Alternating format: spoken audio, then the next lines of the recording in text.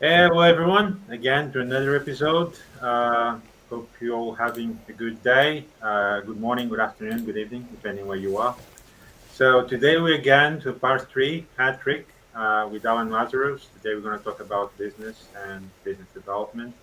Alan, again, hat trick today. How are you? I am well. I am overwhelmed, but in business, that's a good thing. Yeah, absolutely. When supply exceeds demand, you have to be grateful for that because when you're overwhelmed, as long as it's aligned overwhelmed, it's really good. So thank you for having me. Round 3, let's rock and roll. I'm excited. Business is one of my deepest passions, and I think that it's something ever since I was a kid I was very fascinated by. Success, business, sales, marketing, branding, client delivery, how it all works. How do these companies get built? How do they build products and services? What's the difference between a product and a service? So I'm excited. Yeah. It's those things that actually create the differentiality between organization and an organization disorganized, let's just say. so, Yeah. so, I mean, and it does really make a great effect, because in the end, when you have all the processes and the team organized and everyone knows what they're doing, you get a report in the end of the month, and you can say the amount of hours time per person was fully optimized according to revenue, for example. And Yeah. this is what all companies looking for. But to achieve that, you need to have an organization, you need to have a workflow, you need to have, of course, technological platforms to report and have all the data on it. Hmm. And we're going to talk about a little bit about all this today. So I'll passing the word to you, Alan. Okay, so the first thing to understand is what you just mentioned, which is let's go macro first. Yeah, An organization. One thing that I think I've noticed is a lot of people don't know that the word organization comes from the word organism. So, an organism is a living thing, and the human organism has 50 trillion cells, somewhere around there. And one cell creates, muscles, fat, organs, skin, whatever, and that works as an organ. The organism is an organization of cells, and so each team member is one cell in the organization. And I don't know, I use Apple because I have an iPhone. I'm a big fan, and I think that they have some of the best products and services on planet Earth. And I think that, so if you study the org structure of Apple, Steve Jobs has the organization set up in a very specific way, and Tim Cook has taken that gauntlet after Steve Jobs passed away and done pretty well with it so far. We'll see. But ultimately, what you realize is that an organization is a group of individuals who are trying to rally around a given cause. And then game theory comes into this, which is infinite game versus finite game. A finite game is building the iPhone Pro Max 16. An infinite game is building a bigger and better and brighter phone over and over and over again forever. And so it gets very esoteric, it gets very intense, but ultimately, what is the point of a company? What's the difference between a private company and a public company? yeah, What's the difference between an entrepreneur and a business owner, if there is one?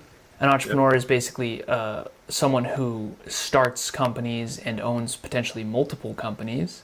And yeah, then what's the difference between a business owner and a CEO? And what's the difference between a CEO and an investor? And yeah, it's a rabbit hole. And ultimately, what you realize is you have to understand all these things in order to play the game of chess. yeah, And for people that are new in business that might be watching or listening to this, a chessboard I think has 32 pieces, and if you go into business without knowing a lot, you basically are playing against the greatest chess grandmasters in the world when you don't know what the pieces do. And yeah, you're gonna lose. You're gonna lose horribly. And it's a competitive, collaborative, aren't those diametric opposites? So you're competing with other competitors in a marketplace. What is a marketplace? How do you And collaborate and compete? sorry for Strategic interrupting. partnerships. Go ahead. And Yeah. one very interesting thing about chess, which I actually play for more than 30 years, It's the combination of rules from the beginning strategy. So if you put the correct strategy, put the correct Julio, I think your audio might be off. It might be on my end. I'm not sure. Oh, can better. you hear Yep. me? Much better. Yep. Yeah. So chess is a good example, as you mentioned. So chess is a combination of rules, and it all starts from the beginning, from move one. On move one, you already have a global vision how we're going to deploy all the pieces in a board, either to get the strategy to win it, or then to also counterattack according to the other attack or make a defense. So you need to have all this in mind once you go in the market, which more or less is kind of the same strategy. Yeah. How you can combine it? Well, it's very easy. You are the one playing in the market. The market is your competitor. So your competitor might counterattack you or might attack you directly or indirectly. In the end, you need to understand what are you delivering. This is the most important thing. And once you understand what you're delivering, you need to understand what is your market share in this ruling. Because in the end, it's a rule. You have market share, globally, but we need to understand what is yours. And Yeah. within that amount of market share, how many competitors are you competing against inside that specific market share? For example, yourself, you are coaching, but how many coaches are there worldwide? The 800,000. differentiality is actually the way of doing the business. And this is what, in the end, in short time, you getting to see the big difference between one and the other. Well, we got to break it down. And this is exactly, you already mentioned market and market share. Yeah, What about the people who don't know what those things are? So, and there's a market, and then there's growing markets and dying markets. yeah, And then there's market share, which is the amount percent, if you have 100% of a pie, what percentage do you have in terms of the customer base or client base? yeah. But are you fishing in the right pond with the right bait for the right type of fish? And are those fish growing or decreasing in population? So I had a client reach out to me recently. We were on the phone yesterday. She just got a new job. She hired me to help her with career dev and getting a new job and help her with her finances. Awesome. Her son Jojo is 9 years old, and she said, "What do you think about him? He wants to go into game design. He loves video games." And I said, "Do your research. Go to Google or ChatGPT or whatever platform you use, and type in, show me a graph of the video game market globally from 1990 to now." And it's a huge exponential curve, and it's not going away anytime soon, right? There's 8 billion people on planet Earth. There's 195 countries. There's 6 billion almost that are on the internet, and that's increasing now that Starlink is available. Yeah. So the market is growing like crazy. So if you don't think in numbers, business is going to be very hard for you. Because in business, it's all based on numbers. If you are fishing in a pond with only 100 fish and there's 100 fishermen, you're in the wrong pond.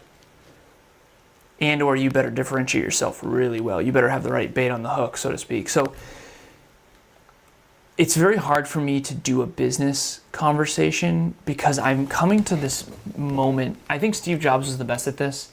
He made complex topics really simple for people, and he broke it down in a way they could understand it. And as someone who didn't know, but ever since I was a kid, I was studying business. Me and my buddy Kiki, his name was Keith Corton, we wanted to start a company called LazCor, L-A-Z, Lazarus. I'm Alan Lazaros, and his last name was Corton, K-O-E-R-T-E-N.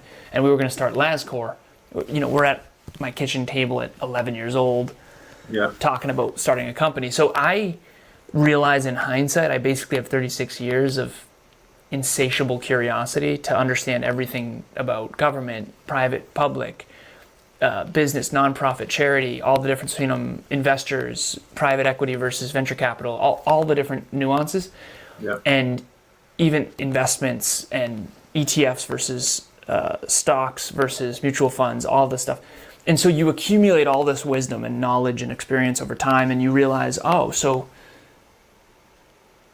how do we unravel this rat's nest for people? And I coach business owners, right? And I realize, and I'm not trying to be unkind, but it has been alarming to me to see how few of them understand finance. It has been alarming to me to understand how few people understand the economy and how it works.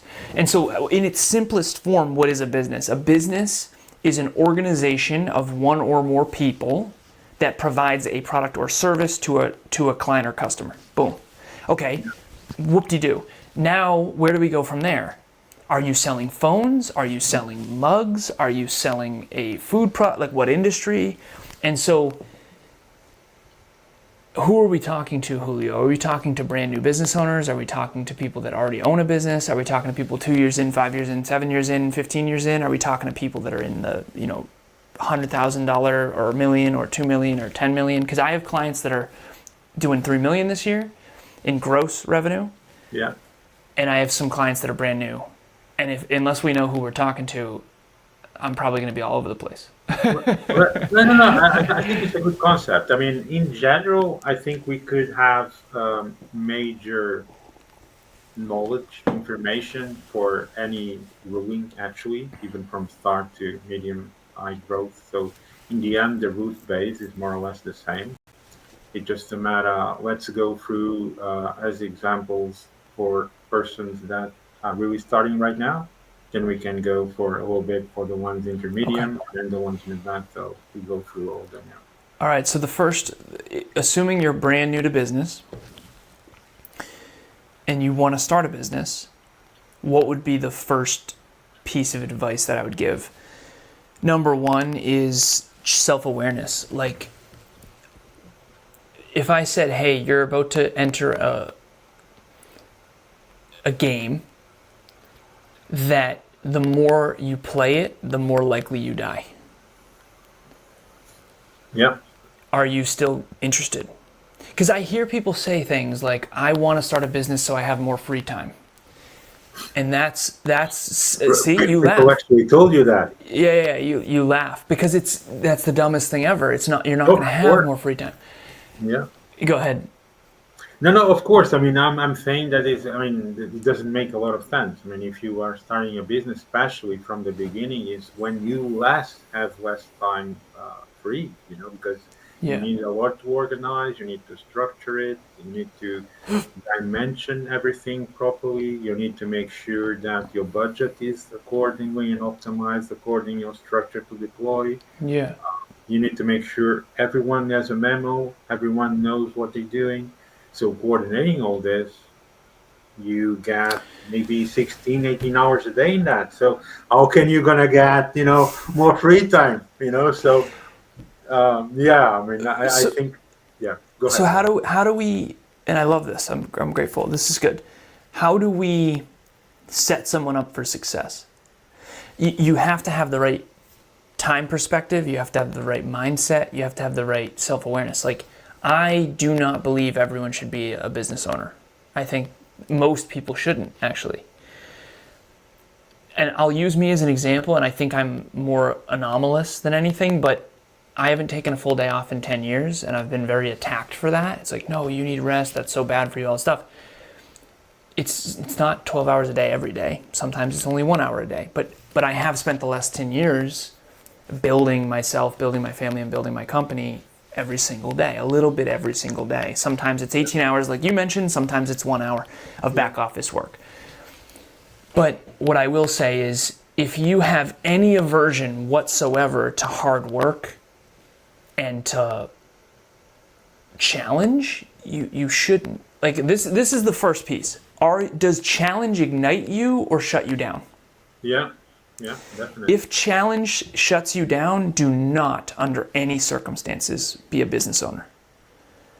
Because the truth of the matter is, I work with Kevin Palmieri, my business partner, and he would be as honest with all of you as I am right now.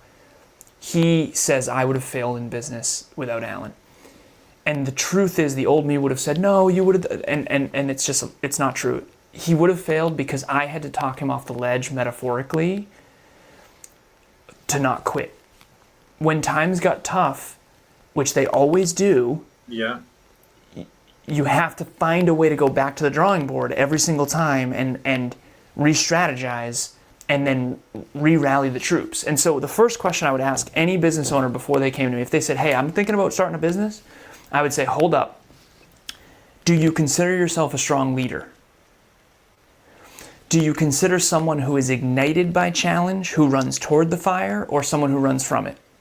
Yeah. Are you ignited by failure or shut down by it? Are you someone who thinks long-term and has a lot of delayed gratification and is an investor's mindset, or are you someone who likes to enjoy your life?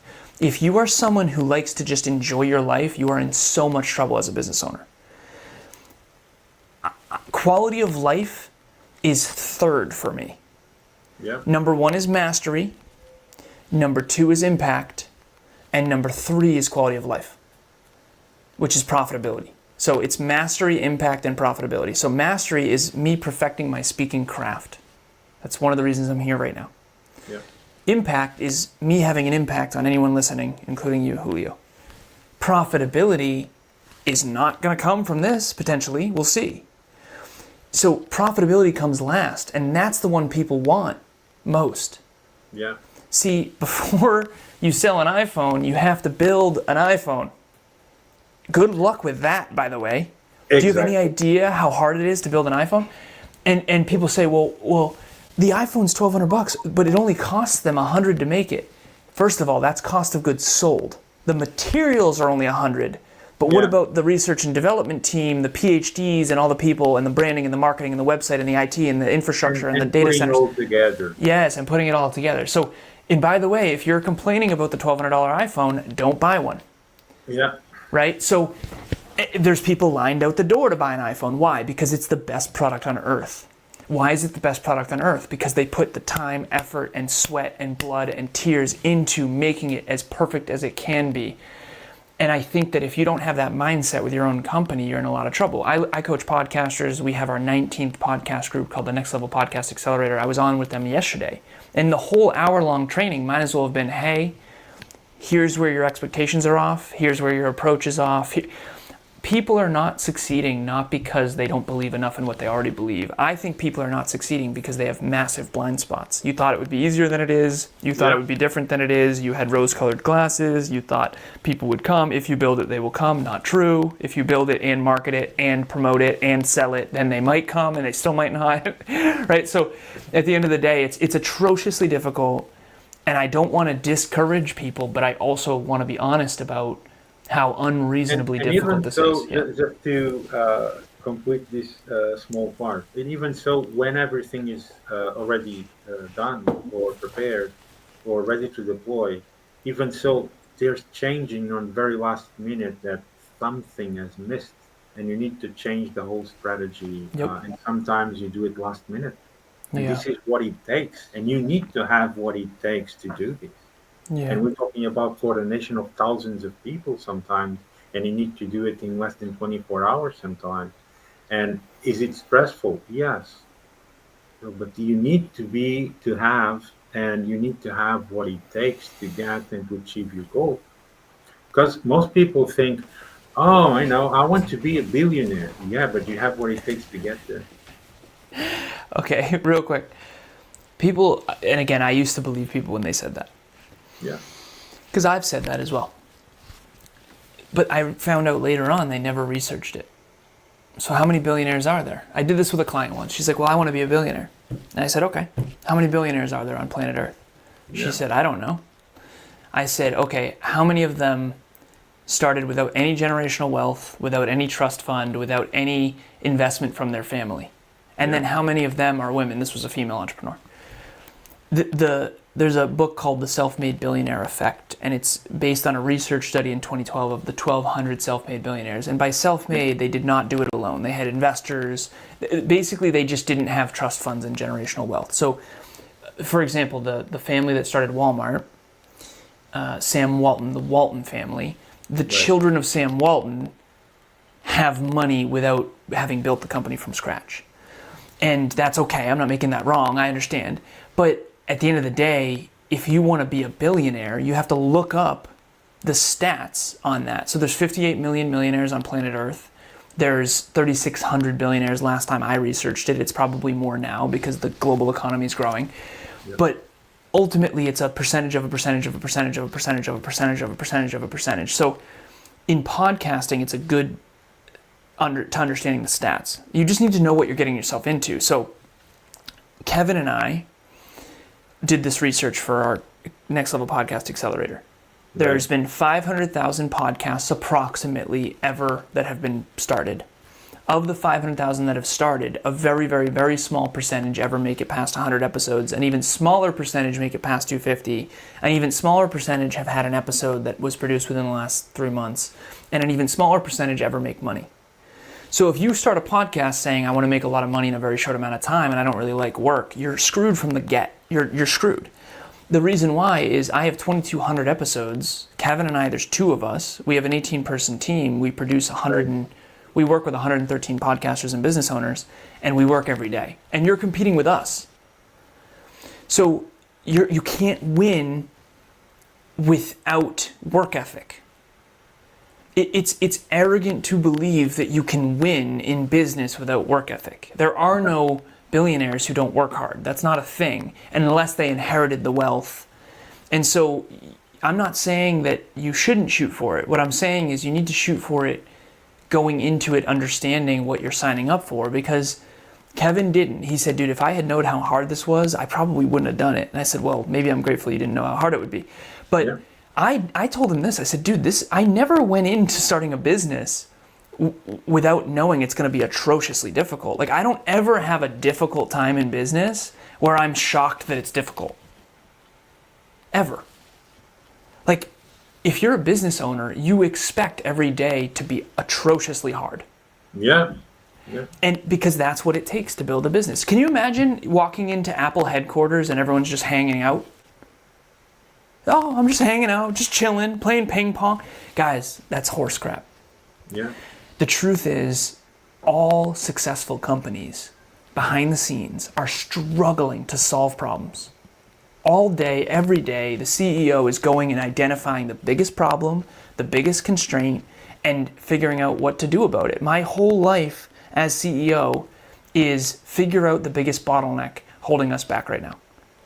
And then target the constraint, and then come up with a solution, and then help everyone implement it, and then make sure everyone rallies around it. And it's literally like you can't want to own a boat and a mansion and a jet ski without taking care of them.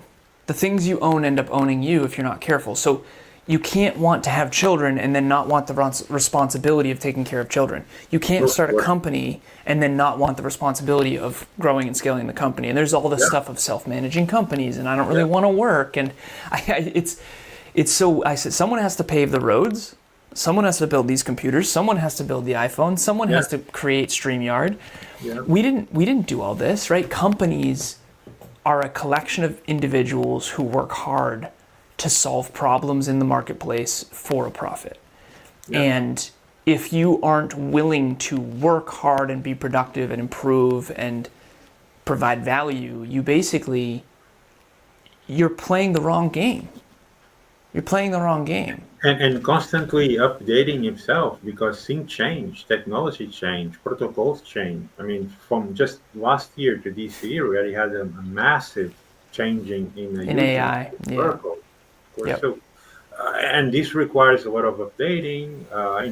What I need to do in my infrastructure, how does that impact me, and how does that impact my customers? So, and this is a scaling daily process that everyone needs to do, because it's not like I'm going to the office, see how things going. No, man, you should know that you have struggles every day, and you keep all your processes updating every day, because everything is changing every day, and you need to be on the train, because otherwise the train just go away and you just stand still there in behind it. So, well, here's the challenge: how do you know what to change and what not to? Yeah. Right, and that's something that I think is so always a constant question in my head is, how do you stay true to the vision but be adaptable along the way? Yeah. How do you stay true to your objectives long term and stay? I always say Tesla should not sell energy drinks, Red Bull should not sell cars. There's a reason the AirPods are like iPod, iPhone, AirPod, iPad. There's a synchronicity to their brand. Imagine if Apple was like, hey, here's our new energy drink. All of us would be like, what are you doing? Unconsciously, it makes no fucking sense, pardon my French. Yeah. And a lot of early entrepreneurs, they make this mistake. They start selling cars on the side, and then they start doing, it's like, but I get it, you need money. I get it. But how do you stay true to the core of who you are? Yeah. While you're changing your strategy, because, for example, if you are a writer, people expect you to write books. If you come by with makeup or cars, or you out focusing your strategy to the market, and that can make possible customers in your market share confused. Agreed. And this is very, very important for people to understand. You need to focus what exactly are you selling. If you're selling from the beginning 20 different products for 10 sectors, then it's fine. But you need to have all organized and structured in that way, in vertical lines, to make sure that all the lines of deployment are correctly optimized to achieve your goal to market, right? If you're selling one product, it's one product. But if you are focusing and you are advertising one product, and then suddenly you are changing your sector and putting a totally different product on the market, people will not understand. And this. Back in the day, Circuit City bought CarMax. Yeah. And Circuit City was a computer and electronics store. And when they bought CarMax, they diluted their brand because it's too much of a leap. And people say they don't want to be typecast, and I understand that, but you kind of do actually. So Matthew McConaughey is a good example of this. He was typecast as the rom-com guy, romantic comedies. And it was very hard for him to break out of that. It makes sense because you actually you want your customer to have certainty. When you buy an iPhone, you're certain it's going to be great. When you buy AirPods, you're certain they're going to be great.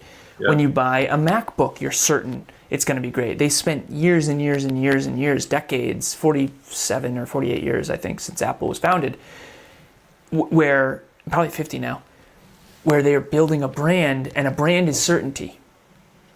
Think of the toothpaste that you use. If it's Crest toothpaste, you're buying certainty. I'm certain this will be good. And then people are like, well, I don't want to be typecast. I don't want to be pigeonholed. Well, that's a diametric opposite of what you actually want in branding. So me, I'm a business coach, and I'm diluting my brand sometimes when I'm talking about fitness. So I've decided to narrow it down to 3 things: fitness, personal development, and business. And that's why we did 3-part episodes. Yeah. Outside of fitness, personal development, and business, I behind the scenes, I'm an intimate partner. I'm a future father. I'm a pet dad. I'm a homeowner. I'm all these other things, but that's not who I'm known in the marketplace as. In the marketplace, I want to be known for fitness, personal development, and business. And that's it. And you want to pigeonhole yourself in the market so that you can create certainty in the unconscious and subconscious of your customers. Yeah. Because when we buy a toothpaste, we don't think about it. We just pick Crest because it's where we have the most certainty. And they spent a lot of years and a lot of money to try to give you that certainty. And yes, they improve the product and marginally, but not anything crazy. It depends on the space. So tech has to innovate much faster. It's a whole bell curve situation. But what I would say is, in the marketplace, you want to be pigeonholed. In real life, you don't want to be pigeonholed. You want to be able to be a wife and a mother and a homeowner and a person of value and a reader and all these different identities. You think of Arnold Schwarzenegger, you think bodybuilder. You think of Tony Robbins, you think speaker. You think of Brene Brown, you think researcher. You think of Gary Vee, and you think of social media. You think of Tiger Woods, you think of golf. You think of, I can keep going, Taylor Swift, and you think So you want to be pigeonholed in the marketplace. If all of a sudden Taylor Swift was a rapper, no one would go to her concerts. At least not at first. She'd have to start over in a way and have to rebuild herself as a rapper. And that would be very difficult, right? Because there's a certain expectation the marketplace has of rappers. So ultimately what it comes down to, in the amount of that circle. Exactly. Yeah, she'd have to dress differently probably. She'd have to, and you have a brand, you have a personal brand, and then you have a business brand. And I'll use Nike as an example. So there's Nike Corporation, that's the business. Then there's Nike, the brand. Then there's Michael Jordan, the person. And then there's Air Jordans, the product. Yeah. We don't buy Air Jordans and consciously think, oh, I like Michael Jordan and I like the price and I believe in the company and I believe in the brand. But all of that is a calculation that's unconscious. What's the difference between Air Jordans and Joe Schmoes? It's the association between the brand and what you're looking for. In the end, it's the identity. When you go to the market and have that association, this is how people connect a product with something, whatever is connected. I mean, in the end, that's how people should look at when you want to relaunch a new product to the market or something that is similar but has a differentiality. So you should focus on the differentiality, because if you're going to go like, hey, I'm going to launch new sneakers. Yeah, so what are different about it? You know how many brands of sneakers are there on the market? So, and this is what people need to realize. If you're launching something that you're competing already in the market substantially with other brands that are already on the market for dozens of years, you're going to have a hard time, because competing with that, it's not going to be easy at all. So you need to have a pure differentiality that is clear and very, very clear in stage, that everyone can see that differentiality, not comparing that to other brands. You need to have your own brand, because once you have like sneakers that look like an Adidas, people will say, well, what's the difference between yours and Adidas? It's just an example. Yeah. So you shouldn't have that comparison. Once you launch a product, you need to have your own brand that people wouldn't be able to compare it to others. That's how you make your singularity in the market, let's just say. Which is why if you're for everyone, you're in trouble. Because if you're for everyone, you basically aren't differentiating yourself. So my podcast, I always say this: if you have work ethic and a sincere interest to reach your full potential, and you want to be healthier, wealthier, and more in love, we are definitely for you. If you want big rewards for minimal effort, go somewhere else, because we're just going to be a pain in your butt. We are not for everyone. I think it's delusional to think that you are. Think of even the most famous movie of all time. One of the most famous movies of all time is Titanic. Some people hate that movie. But enough people like it to where it's successful. And when you start a company or a business and you have products and services, they have to solve a problem for a specific type of person in a growing market. And then your job is to consistently and sustainably reach those customers or clients, serve them, and then improve the service or product. I do get why it's so hard. I'm starting to realize, like, I don't want this to come off wrong, but for me, business always came naturally. Like, for me, it was stemmed of science, technology, engineering, mathematics, business, and finance. That felt so natural. It always has. And speaking did not come as naturally. But I do get why it's so hard for people to start their businesses, because they didn't spend their entire life studying the economy and studying how this all works. And even the word optimization, most people don't even know what that means. Yeah. And then there's something called multidisciplinary optimization, which basically says you can optimize for multiple things simultaneously as long as all of those are optimizing for one thing. So it's like the core of your company, the core of who you are. Yeah, so there's the core of who you are, and then there's the core of your company, and then there's the core of your products or services, and then there's the core of your clients and customers, and all of them have to be aligned. And then once you get that, now you have to build an organization around that. And it's a snowball that feeds on itself. It's very hard to explain. It really is. And I have my MBA, but honestly, I don't want to say I didn't learn anything. Of course I did. It's a full-time job. We did an episode earlier today on when do you get to your dream life? How long does it take to achieve your dream life? And I told Kevin in the episode, a lifetime. It takes a lifetime to achieve your dream life. You never arrive. I'm 36 years old and my life is, I have achieved many of my dreams. But the only reason I achieved many of my dreams is because I'm on the way to bigger ones. This is a milestone along the way. And we just hit our first $100,000 month in July. Okay, awesome. Seriously, that's great. That's magnificent. That's way better than it used to be. Yep. But we're not done.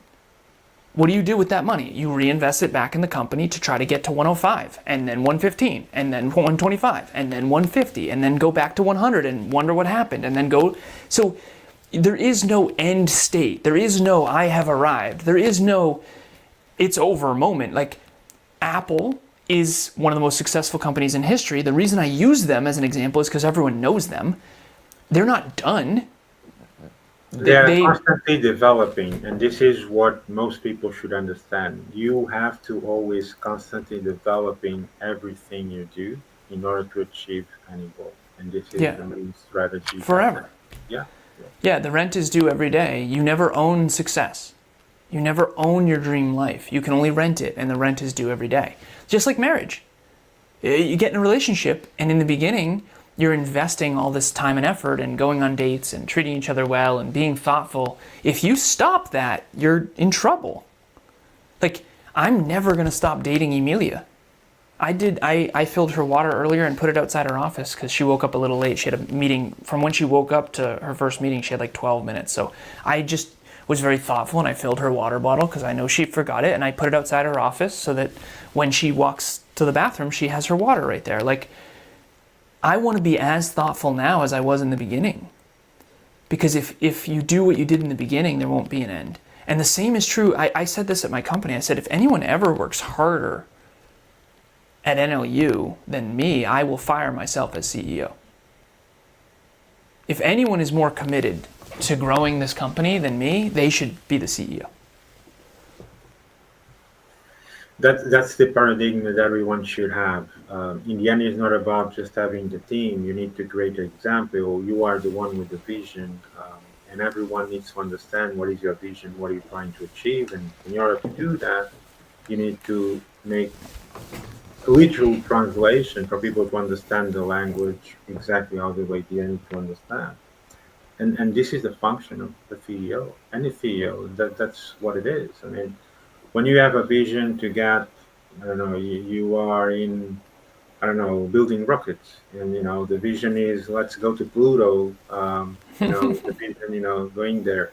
But how do you achieve that? Well, you need to make sure that all the planning from manufacturing and all the divisions are working accordingly in that same strategy. You need to have a full scope, making sure that everyone's working properly in that way.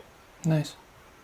And in this scope, of course, people say, "Oh, he's very comfortable to be CEO." Yeah, but he's the most responsible part because he's the one in charge of making sure that the plan goes according to plan, and that deployment actually gets on the timeline that was published. And this is a huge responsibility because it gets financial damages in between. And this is part that most people don't want to. They want to have the benefits of that, but they don't want to have the responsibilities, what it takes to achieve all these duties and all these responsibilities to get there. Yeah, I told Kevin yesterday, I was very emotional. I said, I don't want to be a leader. Like, I don't want to. I know I'm supposed to be. And I feel called to be. And quite frankly, for a long time, I wasn't CEO of our company. And we were business partners, Kevin and I. And eventually it was very clear that I had to step up. And the reason why, in hindsight, is obvious, but hindsight's 20/20. And Kevin has no business background. He has no finance background. Him and I joke, and I don't want to put, Kevin's amazing. He's got great work ethic. He's humble. He's teachable. He grinds. He's unbelievable. He's very good at sales too, and great with people. And that's something I'll share too. Every business needs to be these three things. Number one is you have to be really good at systems and structure and numbers and metrics and consistency and sustainability and organization and math and science. Boom. You have to be really good with people. Those don't go hand in hand. I'm not good with people. I'm good with robots. I think like a freaking robot. The truth is, I'm annoying to people. Nobody wants to talk about bell curves and scientific analysis and exponential growth curves and scale. And I have to be it's very hard for me to communicate with people who don't love math and science. Kevin is good with people. Everybody loves Kev. The first thing everyone always says about Kev is, oh, just a great guy. Nobody says that shit about me. Nobody says that about me. They might say really smart, they might say really intense, they might say screw that guy, but they never say great guy. Trust me, I think I'm a great guy, but that's not the first impression I give off. You need someone who is conscientious and organized and disciplined and responsible at the helm of the company. And then you also need a salesperson who's really good with people, because business is about people. And then the third one is you need someone who's a leader. You need leadership. You need to be able to rally people around a common cause. And that is by far the hardest thing on planet Earth, in my opinion, because leadership is basically, hey, not only do I have to get myself to do it, but now I have to rally an entire team of people around this. So not only do I have to discipline myself to get the hard things done and do the hard things that are necessary to succeed, but now I have to not only do that, but I have to rally everyone else and make sure that they're also doing the same. It's really difficult. You will succeed to the level that you are able to rally yourself and others toward a common cause and then optimize your existence around that. Tim Cook was mentored by Steve Jobs for 11 years. That's the only reason he's able to run that company, in my honest opinion. And Steve had to learn through massive pain and failure over many, many years, and a lot of it, he neglected his body. That's one of the reasons why he looked so frail. And I'm trying really hard to be healthy, wealthy, and in love, and not allow my business to destroy me. I build the self, build the family, build the business, in that order. Build the self, build the family, build the business. Build the self, build the family, build the business. And it's very hard to keep that order because the business requires more of me usually than the self.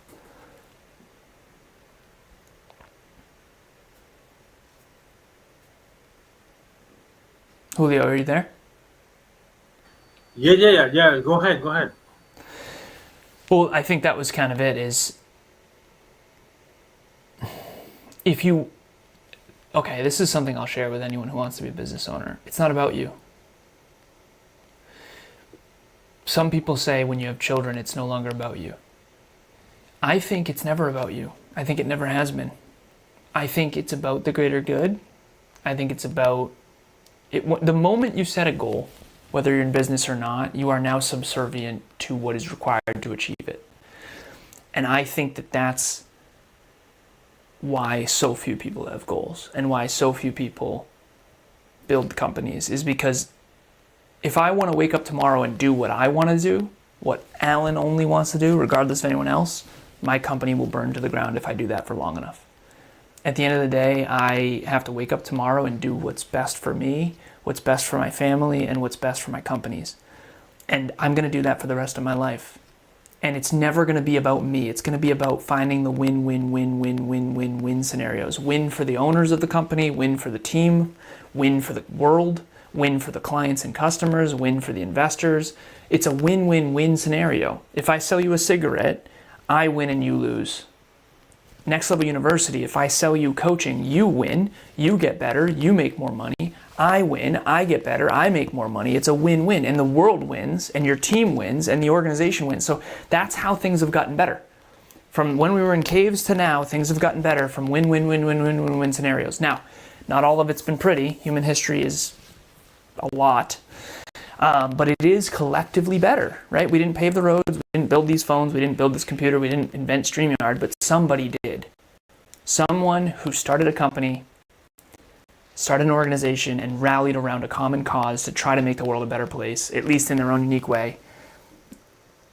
That's what makes the world go round. That's why we all are able to use the internet. That's why we are able to have computers and be talking right now. 20 years ago, this would have been impossible, Julio.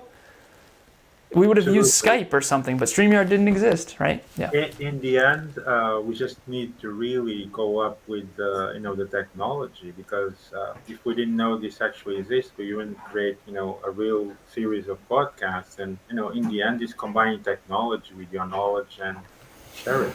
That's all it is.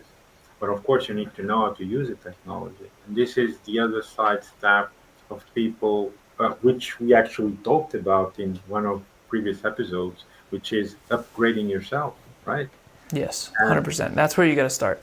yeah, yeah. In the end, that's how it all started. It's not a matter of I have an idea, right? But you need to kick it. You need to put it in place, and you need to launch it. It's not about just having the idea. I mean, millions of people might have the idea, but how many ideas actually come to reality?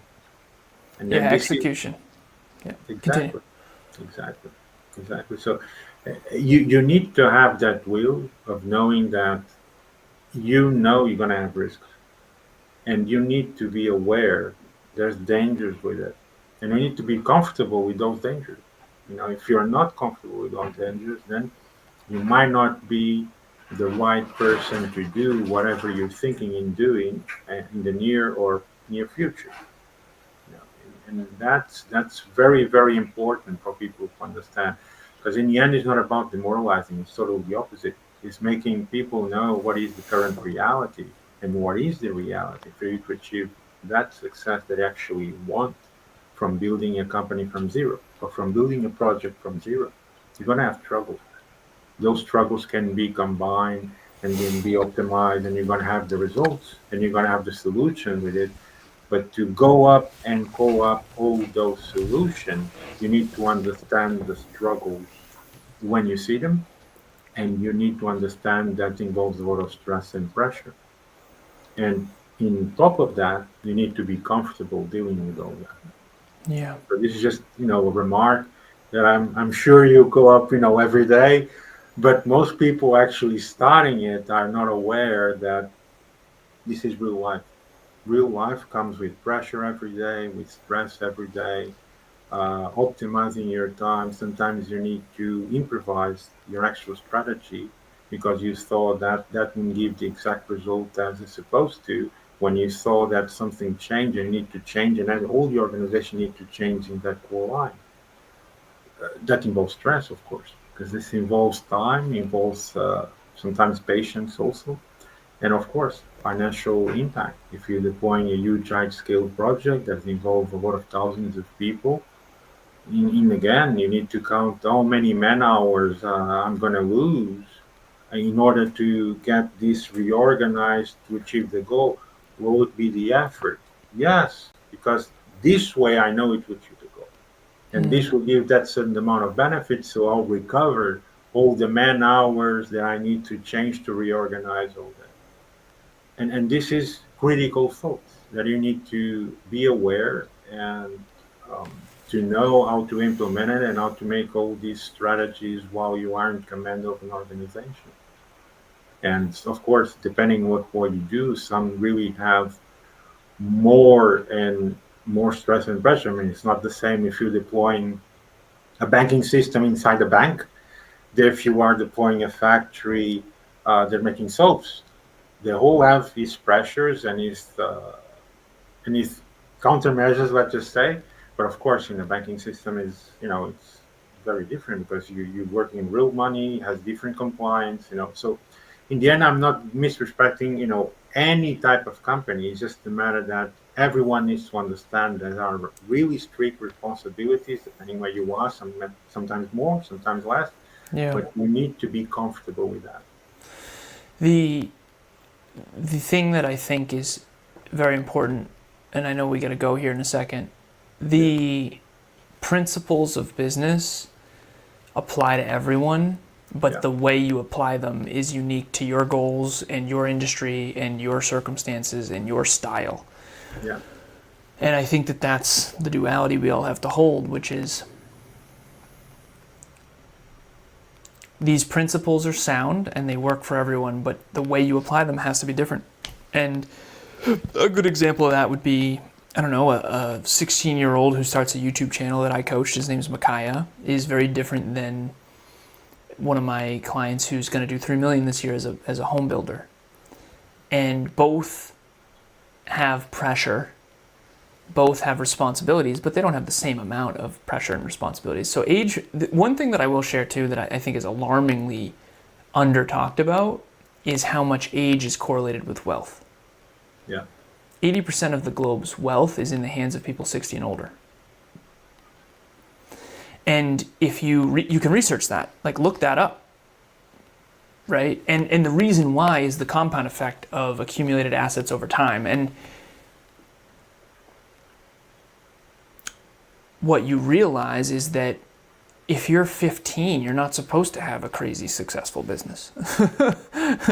What is it? There's 58 million millionaires, and the majority of them are 40 or older. It makes sense because there aren't that many 15-year-old millionaires because you don't have that much time to build a real company, right? So at the end of the day, what I would end with is this. Figure out if you're the type of person who should be a business owner. If you feel called to it, and you're excited but also nervous, you're probably in the right spot. If you think it's going to make your life better and you are doing it for a higher quality of life, you are in it for the wrong reasons. Eventually, your quality of life will improve over time. I'm 36 now. I have nice shirts. I live at a great home. Like, I get it. But the beginning was terrible. I was doing calls in my fucking car behind a Walmart. And it's important to understand that the first decade is going to be really, really hard. And it's most likely going to have a worse quality of life, not a better one. But if you're not doing it for quality of life, you're doing it because the alternative is worse, and you're doing it because you know you're meant to do it, and you're doing it because you want to challenge, and you want to grow, and you want to see what you're capable of, I think that's the real reason to do it. Yeah. I think the real reason to do it is because the alternative wouldn't ignite you as much. You will regret not doing it. In the future, you're going to regret not doing it. That is the reason to do it. But if you're trying to do it because you think it looks flashy or shiny or exciting, trust me, this is the easy part. Me showing up here on this is the easy part. It's easy to talk. Execution is the hard part. And you're not seeing the dark nights. You're not seeing the early mornings. You're not seeing the elbows on the knees moments of what the hell? I don't know why this person's villainizing me. I don't know how this is working. Losing team members, being in debt, all that kind of stuff. Most businesses have debt. Yourself with your face on the keyboard of your laptop, which happened to me several times. Yeah, that's what you're not seeing. Yeah. Right? I mean, you're seeing us dressed nice and showing up. Yeah. On the background, but this is reality, and this happens with most people that actually aren't working. It will happen because sometimes you work so hard that you don't realize how many hours have passed. Because time goes very, very fast. Believe me, if you're always busy, time goes that fast. You don't even realize how many hours have passed. Yeah, you're in flow. Yeah. Yeah, you're in flow. Julio, this is round 3. We did it, man. Yeah. We did it. For anyone who enjoyed this and watched it, thank you for watching. I really appreciate it. I always try to remember in the beginning when it was crickets and no one cared. So thank you for having me. I appreciate it, and I'll never forget that. Likewise, man. Likewise. Yeah. I really appreciate your insights, and I'm pretty sure that many people are going to listen, appreciate, what you shared.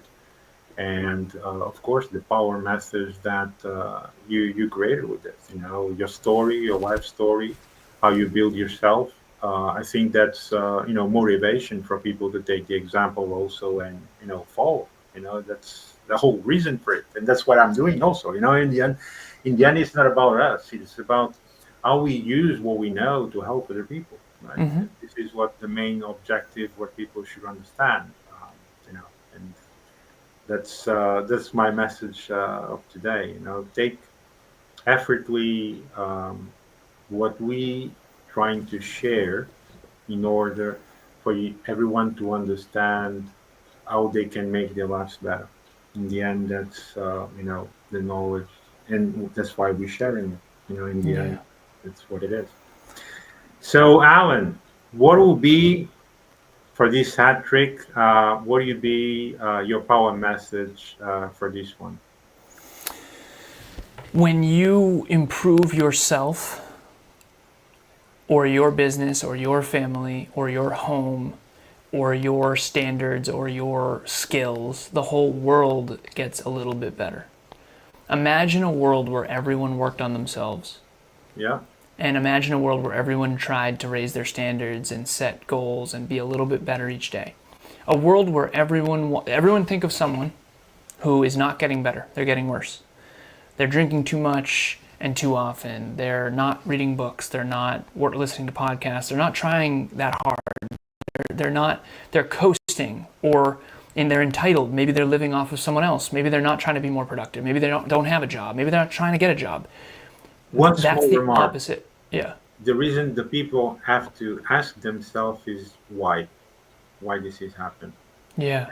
Why does these people have this fault? It can be reversed. It's just a Agreed. matter you need to understand why it's happening. If we all sweep our own porch, the whole world will be clean. We all have a personal responsibility. There's 8 billion of us on planet Earth. We all have a personal responsibility to be productive and be better and contribute to the world. And we can make this whole world a better place if we each contribute in our own unique way and work on ourselves. So I think it starts there. I think it starts with leading by example. And if you take nothing else from all 3 of these episodes, lead by example. And I care more about intentions and effort than I do external results. I think intentions and effort go a long way, because if you put intentions and effort and intelligence together over time, I mean, we can change the world together. Yeah. Absolutely. I wouldn't put it any better.